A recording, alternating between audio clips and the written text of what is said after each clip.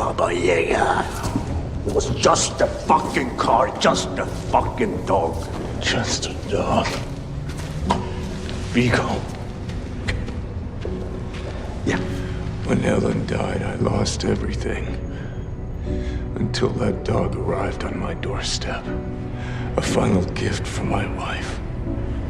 In that moment, I received some semblance of hope. An opportunity to grieve unalone. And your son took that from me.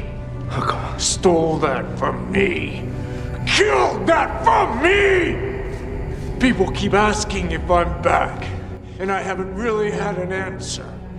But now, yeah, I'm thinking I'm back. So you can either hand over your son, or you can die screaming alongside him!